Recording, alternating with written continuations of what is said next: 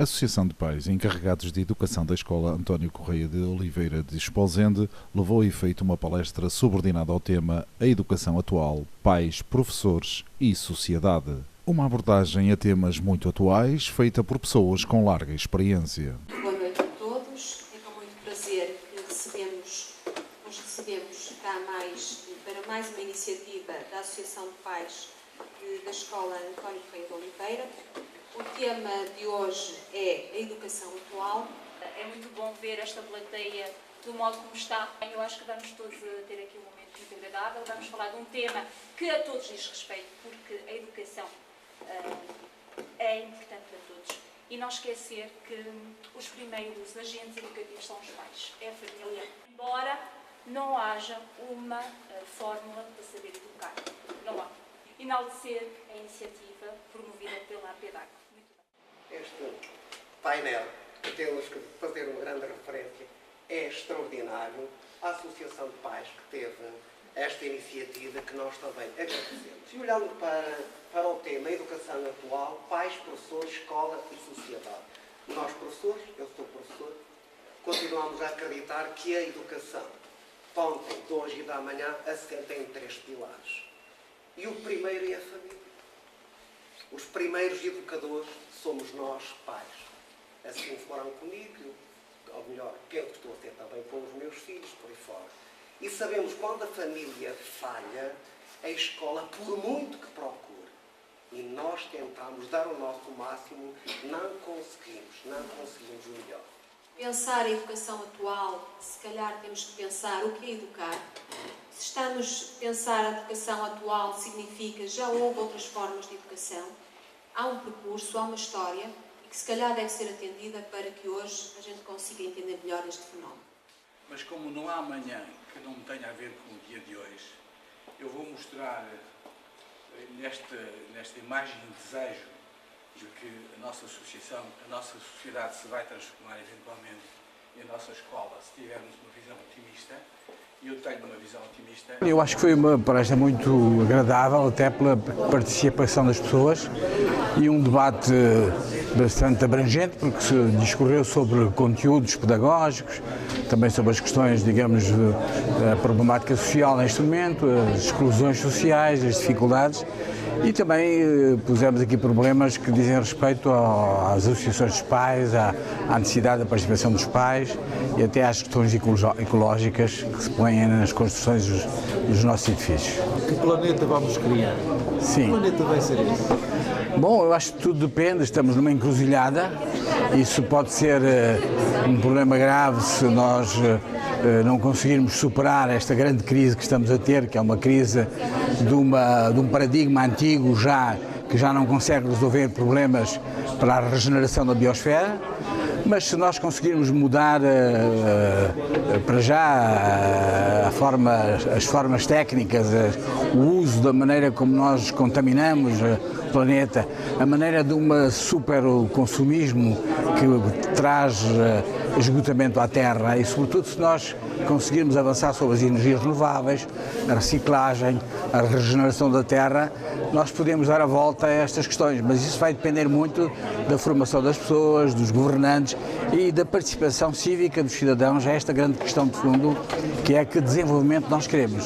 Se queremos o desenvolvimento baseado só no crescimento e numa visão, digamos, de abundância infinita, nós não vamos resolver esse problema, porque o planeta tem limites muito concretos, não é?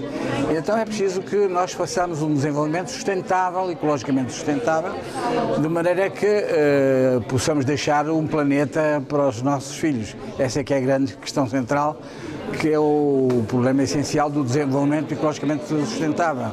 Deixar um planeta pelo menos igual àquele que nos deram a nós. Legar à herança dos nossos futuros herdeiros deste planeta condições, se for possível, melhores do que as nossas. Foco do Porto, não sempre no futebolismo, mas também chegar à educação. Aquilo que é o nosso trabalho, muito efetivo, quer no futebol de formação, pelas equipas de competição, quer no Dragon Force, que é a parte comercial da questão do futebol. E, portanto, estamos a falar num universo de 5.000 e muitas crianças, onde nós fazemos um trabalho muito exaustivo. O discurso modernista é o discurso da educação em conjunção com o desporto. Só faz sentido falar em desporto, na minha perspectiva, com uma base assente na educação. E o Futebol Clube do Porto, de dia para dia, de ano para ano, tem-se preocupado com essa questão, com resultados visíveis, quer ao nível desportivo, quer ao nível escolar, claramente. O sucesso do Futebol Clube do Porto parte por toda a explicação que nos deu aqui hoje? Também é uma parte. A educação é apenas uma parte daquilo que é o sucesso do Futebol Clube do Porto, porque não sei se teve a oportunidade de ver, há um conjunto de departamentos transversais de ajuda ou de auxílio à formação do futebol que fazem com que no final todos saímos a ganhar, e nomeadamente os atletas e as vitórias e o clube. Começámos desde cedo, desde o sub-7, sub-8 e vimos até cá em cima ao sub-19 e agora, como sabe, temos um patamar intermédio que é a equipa B, que também serve de fornecimento à equipa A e à equipa de alta competição.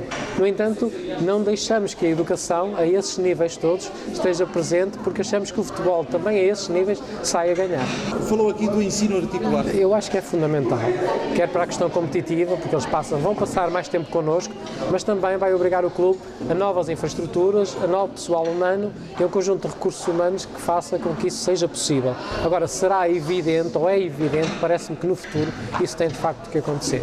Eu acho que o nosso discurso é um discurso comprometedor, é um discurso de compromisso e é um discurso de desenvolvimento e, portanto, nesta fase em que o país está a atravessar, principalmente ou especialmente, será necessário olharmos para a educação de outra forma.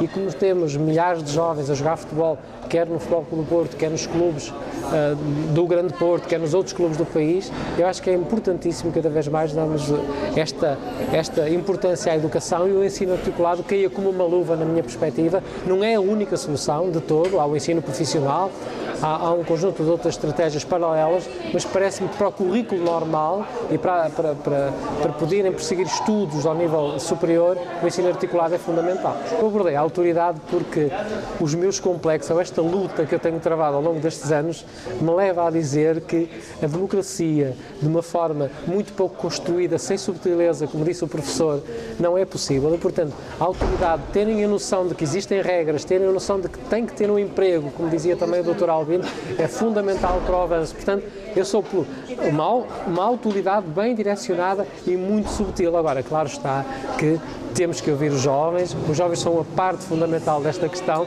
e é neste jogo de autoridade e democracia, em que todos estamos a falar a mesma linguagem, que o desenvolvimento acontece, sem dúvida. Os nossos filhos não são nossos, nosso é chispa que lhes deu vida. E se acaso achar que a família é a primeira educadora, é com certeza a primeira, pela simples razão de que é perante a mãe que a criança descobre tudo o que é essencial para a vida fora. Intimidade é com a mãe, carinho é com a mãe, necessidades básicas é com a mãe. A falar sobre a educação atual.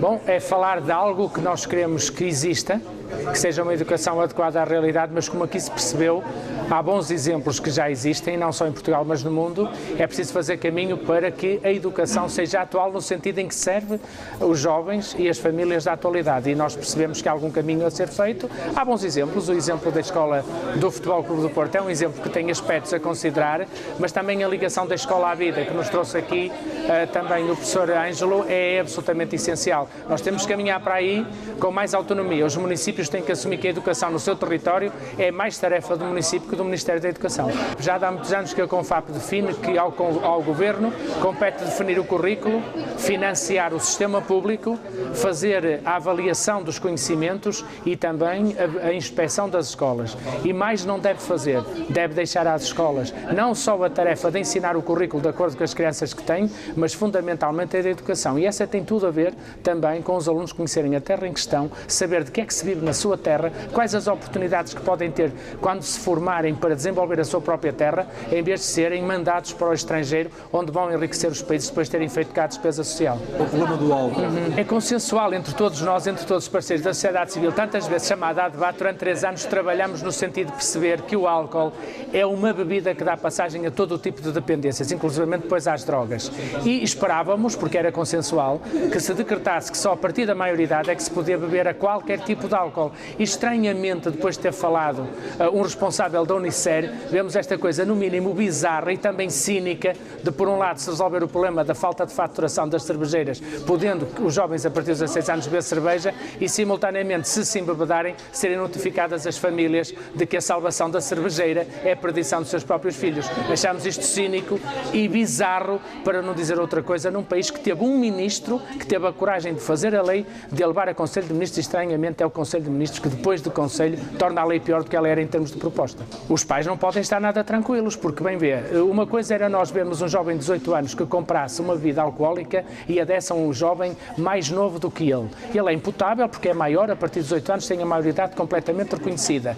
Hoje em dia, e continuadamente, o que nós sabemos é que muitos jovens de 16 anos vão comprar cerveja para si e para mais pequenos, o que significa que aqui o controle é muito difícil, porque muitas vezes não distinguimos pelo aspecto de um jovem a sua idade e ninguém acredita, de facto, que se faça um controlo eficaz. Ou seja, se alguém, sabendo que é adulto, que está na posse das suas faculdades e que é responsabilizado como adulto e maior, desse bebidas a jovens ou comprasse bebidas para dar a mais jovens do que ele, incorria certamente, era muito mais imputável do que será uma criança que, inclusivamente, ainda está dependente da lei tutelar de menores. Uma mensagem para os pais. Bom, que não desacreditem. Fizeram a coisa mais fantástica que este país pode ter, que são crianças. Cada vez há menos pais com menos coragem de fazer meninos e meninas e, portanto, o país ficará mais pobre e com isso vai ficar mais pobre. Não só em termos da riqueza que as crianças em si representam, mas da sustentabilidade daquilo que é hoje um estado de bem-estar e do perigo que representa a quebra da solidariedade intergeracional. Corremos pela primeira vez o perigo de não ter jovens suficientes para que nós, no futuro, possamos usufruir de uma velhice tranquila e minimamente apoiada, porque simplesmente não será possível produzir riqueza com tão poucos recursos humanos em Portugal para suportar este Estado a que todos temos direito e pensávamos, de facto, ter estado a construir até agora. Exposende Serviços TV, o seu canal de notícias, rádio e televisão em Exposende.